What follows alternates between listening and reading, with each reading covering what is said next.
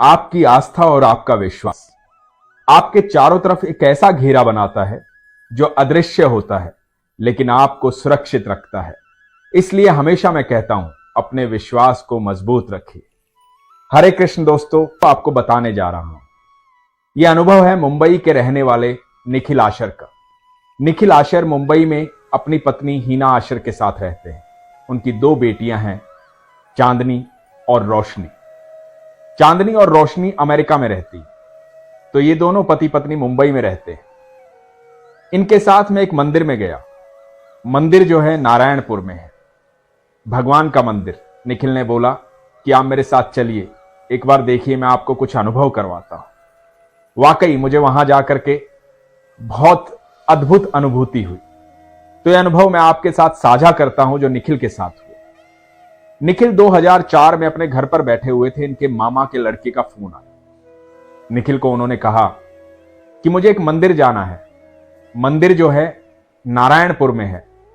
नारायणपुर एक गांव है जो पूना की तरफ जब जाते हैं तो सतारा रोड पर पड़ता है।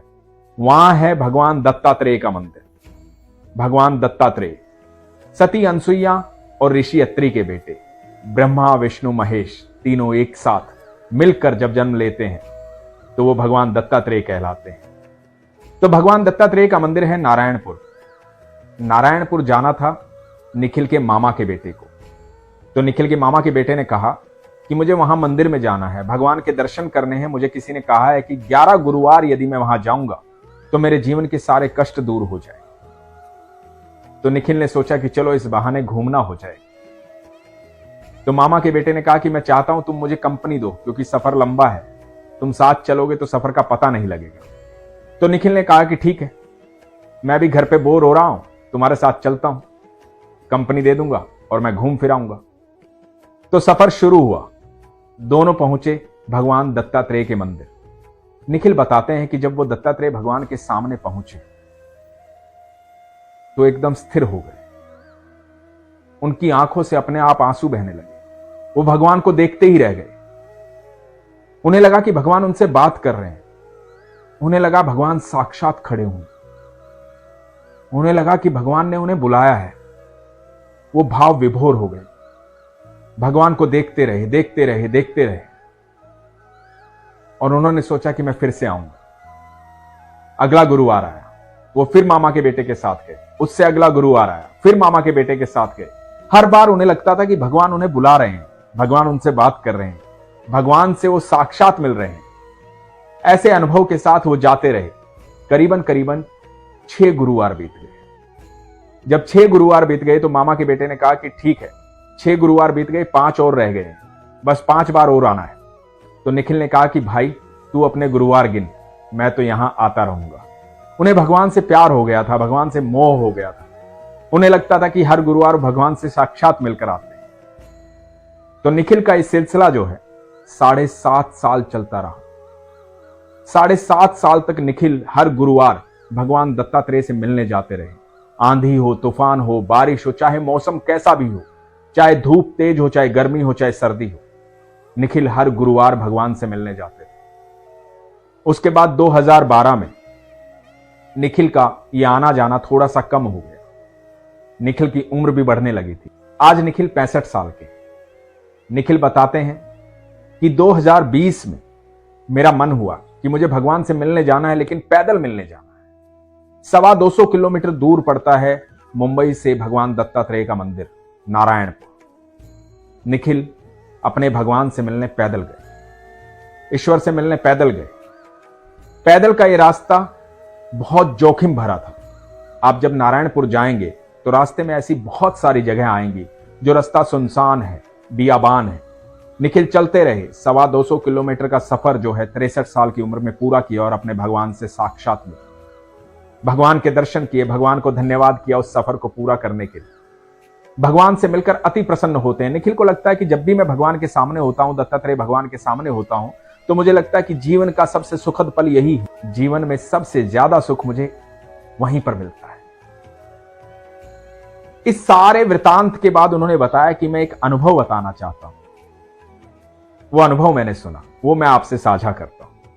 निखिल बताते हैं कि एक बार हुआ यूं कि इनके मामा के बेटे का फोन आया। उन्होंने कहा कि चलो भगवान से मिलने चलते हैं, दत्तात्रेय भगवान के मंदिर चलते हैं नारायण। तो निखिल की 2 मौसी के बेटे, एक मामा के बेटे और एक निखिल, ये चारों लोग चल पड़े नारायणपुर के लिए। भगवान के दर्शन किए, भगवान से मुलाकात की। दत्तात्रेय भगवान से मिलने के बाद प्रोग्राम ये था कि वापस मुंबई आए, लेकिन रास्ते में इनका प्रोग्राम ये बना कि पूना तक तो आ ही गए हैं, महादेव से मिलने चलते हैं, भीमाशंकर महादेव। भीमाशंकर महादेव जो हैं वो 12 ज्योतिर्लिंगों में से एक ज्योतिर्लिंग है। तो ये दर्शन करने वहां चले गए। वहां दर्शन करके भगवान से मिल करके रात्रि हो गई, वापस आने लगे। मुंबई वापस आना था तो सोचा कि रास्ते में खाना खा लेते हैं। तो 2 भाइयों ने कहा कि यहां रास्ते में खाना खा लेते हैं। तो एक भाई ने कहा कि नहीं, घर पहुंच के खाएंगे, बस सीधा घर चलते हैं क्योंकि रात बहुत हो गई। निखिल जो है गाड़ी ड्राइव कर रहे थे। निखिल ने कहा कि जो भी प्रोग्राम बने बता देना, मैं तो सारथी हूं, जहां कहोगे वहां ले चलूंगा। तो प्रोग्राम ये बना कि खाना खा ही लेते हैं। तो एक रेस्टोरेंट दिखाई दिया, रेस्टोरेंट राइट साइड में था। निखिल को बोला गया कि राइट में जो रेस्टोरेंट है उस पर ही खाना खा लेते हैं।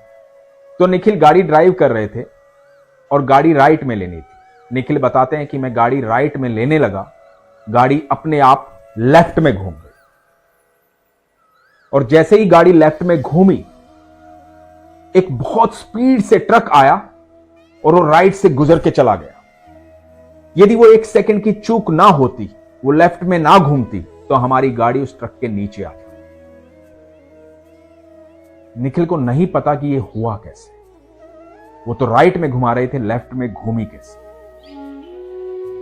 भाइयों ने पूछा कि राइट में लेते लेते तेरे दिमाग में कैसे आया कि लेफ्ट में ले ले।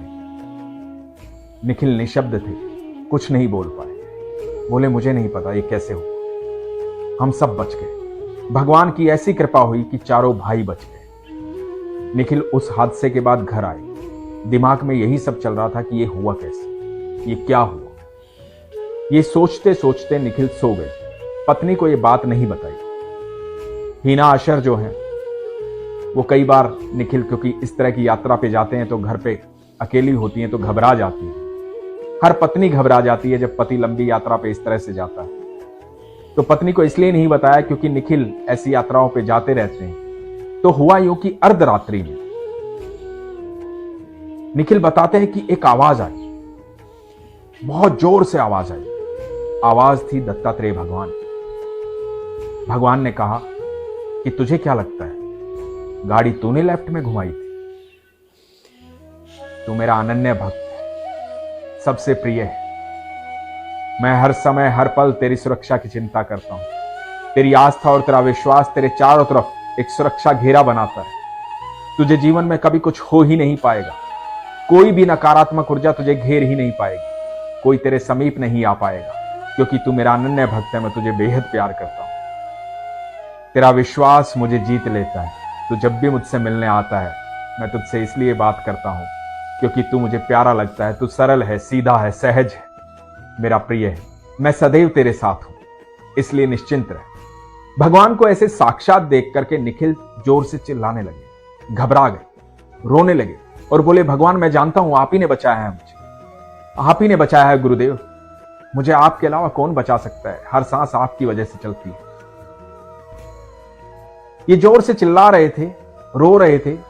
इनकी पत्नी हीना आशर एकदम से उठी, बोली क्या हुआ आपको? तो निखिल ने सारा वृतांत बताया। निखिल ने सारी बातें बताई कि किस तरह आज भगवान ने बचाया है, किस तरह मृत्यु और निखिल के बीच में स्वयं दत्तात्रेय भगवान आकर के खड़े हो गए और इन्हें सुरक्षा दी। दोस्तों, मैं हमेशा कहता हूं, आपकी आस्था, आपका विश्वास हमेशा मजबूत रखो। आपकी आस्था और आपका विश्वास आपके चारों तरफ एक सुरक्षित घेरा बनाता है, जो भले ही अदृश्य है, लेकिन कभी भी आपको कोई भी नकारात्मक ऊर्जा आकर के स्पर्श नहीं कर सकती, क्योंकि वो घेरा स्वयं आपके ईश्वर का बनाया हुआ है। वो आपके विश्वास से बनता है, आपकी आस्था से बनता है, ईश्वर के प्रति आपके प्रेम से बनता है। इसलिए हमेशा अपने विश्वास को मजबूत रखिए, अपना ख्याल रखिए। हरे कृष्ण।